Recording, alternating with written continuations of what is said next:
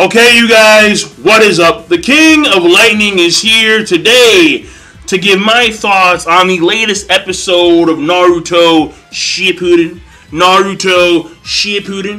Episode 365. Now, before I get started, of course, that link is going to be in the description box down below on Crunchyroll.com. So, this episode, the beginning scenes are all related to the Shinobi Alliance and what's going on there, and Naruto and company overcoming Madara and Obito, actually severing the connection with them and the Jubi. And then the ending scenes entail Sasuke and how way back when, Orochimaru talked to Sasuke about those who know everything. Winds up being who? The four previous Hokages. And that's it. So, when it comes to the beginning stuff, part one, if you would, of the episode. Honestly, the whole flashback scenes that involve Shikamaru, that involve Ino, that involve, I think there were some for Naruto. Jiraiya. I missed that motherfucker. Naruto. And then you got the Kyuubi talking about how pretty much Minato and Kushina, it probably was their plan, but the reality is Naruto, when it comes to his chakra distribution and him mastering the Kyuubi's chakra, he has far succeeded this type of control because he's able to actually match his chakra or match the Kyuubi's chakra frequency with all those around him. So he's very adept at actually doing that. And they show you the whole block things and the attachments. So, kind of like enzymes pretty much. But either way, the thing here is that the flashbacks, they weren't necessary. They really weren't. I understand that when it comes to Shino, Shikamaru, their fathers, they're gonna die in the explosion, their last words. You had a little scene there with Shikamaru's father talking about, oh yeah, I got a stash of stuff in a wooden box. Can you do me a favor? And can you put it somewhere where your mom won't find it? Well, that was comical, but regardless, still not necessary. It just wasn't. The flashbacks. And when it came to the actual symbolic scene of the cage wrapping around the Shinobi Alliance, and then you have the Shinobi Alliance become this giant bird that cuts through the cages. We're free. I want to fly like an eagle. Obito did say that, listen, you can't escape the fucking cage unless you die. He was kind of accurate. He really was. Naruto's well, we're gonna keep Nenji in our heart of hearts, in our kingdom hearts, Keyblade, but, truth be told, the seal on Nenji's forehead vanished when he died.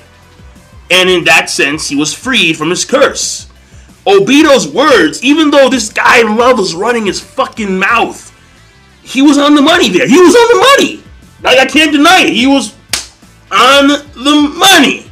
So, it is what it is.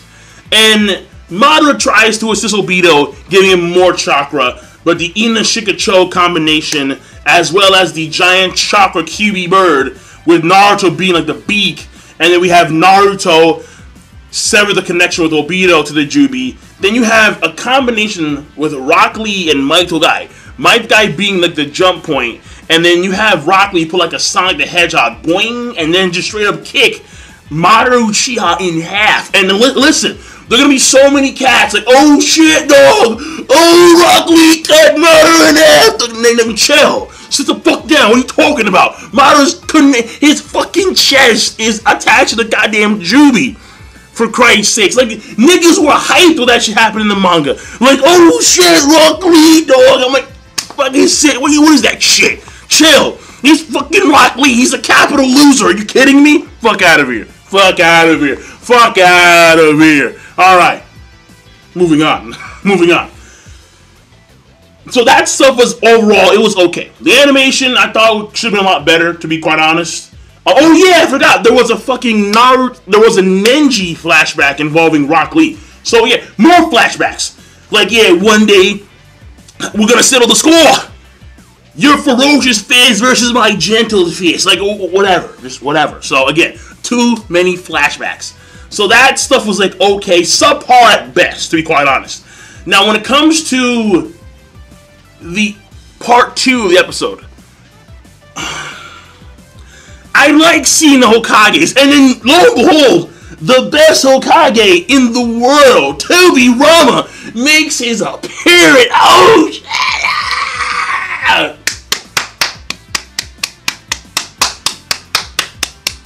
Tobirama, the numero uno Hokage, the one who established a system that made Konoha what it is today. However, even though it was really cool that they came back and Orochimaru got his hand seals, and how conveniently there were 6 Zetsus, so not only could Drugo restore his body to normal size after giving Sasuke yet again more cursed seal mark chakra, flesh, whatever, but also Orochimaru can hop in one of them and still be alive, but also you have, again, 4 remaining for the 4 Hokages. But like in the manga, when it was first revealed in the manga, I'm going to complain about this now. 2 things. Number 1, I was really hoping that the guys who knew everything would be more like majestic, you know, more... I'm not trying to say that the Hokages aren't impactful, but I was hoping for a lot more in that regard. So, you know, like some holy wise men on like a mountaintop somewhere, you know, with like big ass Buddha necklaces, like something. Like they were just playing like something, but no, it was the reanimation Hokages. So, like I was really hoping for some like old ass dudes that were like 300 years old, like long ass beards, like 15-foot beards and shit. Like that's what I was hoping for, but no, there were no wise men, nothing. Just the Hokages that they brung back to life, and because they know the history that, especially the first one, that leads up to Mamoru Uchiha. Obviously, again, the rivalry is famous. It's legendary. It's in the damn history books, literally. And then there's the second part that I'm like, what the fuck is this, Kishi? Like, really, Kishi? So, apparently, there's, like, some, like, hidden mask shop in, like, the remnants of the old Uzumaki village that's on, like, the outskirts of Konoha. And then he just grabs that shit. Oh, yeah, it's this one right here, because my snakes say so. And then he puts that shit on. Oh, we can undo the Reaper Death Seal. Like, what the fuck? It was established long ago that you could not undo the Reaper Death Seal. It was impossible. Minato himself, whose wife is an Uzumaki, claimed that this could not be undone, and he would fight forever inside of the belly of the Death God.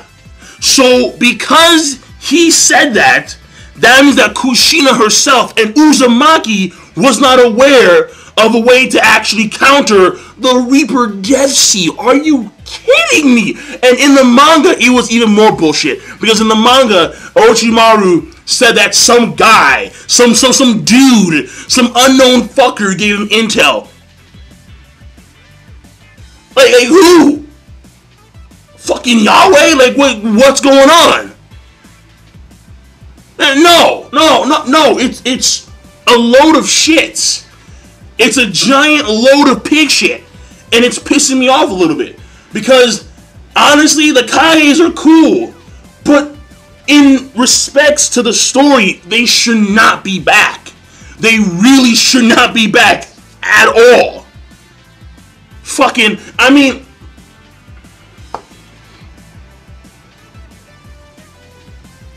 Oh yeah, like it's this mask right here.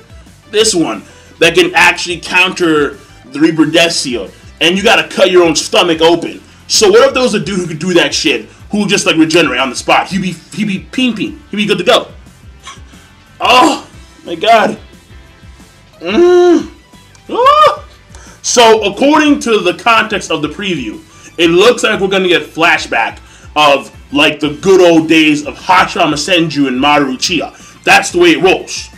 And we're gonna find out this true story. But overall, this episode, it had good points here and there. But relatively speaking, I mean, like, for example, that one scene when you're watching Sasuke, and Sasuke, he goes on like that same platform that the actual Shippuden, that the actual second half of the series kicks off from. Naruto's in the daytime. Sasuke, he's there right now in the nighttime. And mind you, this is like the final arc of Naruto. So the Shippuden, or if you would, the second half of Naruto kicks off with Naruto doing the same thing with Jiraiya in the daylight, and the series is going to end off with Sasuke doing the same thing with Orochimaru and his company at nighttime. Again, that's very symbolic in so many ways. And that was a good scene right there. Just Sasuke staring on, hero in, down, like imagine a cape. Like, yeah, so that was cool. But the mask is utter bullshit, right? The mask is bullshit then, and it's bullshit now. Orochimaru should have been more specific about, like, there was an old elder, there was an old elder Uzumaki woman that lived in, like, the country of forest, or like, the country of flowers, something like that. And then I talked to her, I interrogated her, I tortured her. She told me that, yeah, like, there's this mask somewhere in the outskirts of Konoha where if you put it on, then, yeah, you can undo the Reaper Death Seal. But no, he got his intel from, like, out of thin air. Like some magical Houdini, like Jesus Pieces came down like, yo, intel, blat out. There you go. Put it in your mind. Mind crush. I'm like fucking Yugi. So I'm just really mad right now. But I'm done. Overall, the episode, like subpar. Right? Can we give it subpar? I'll see you guys later. King of Lightning. Because the animation was okay.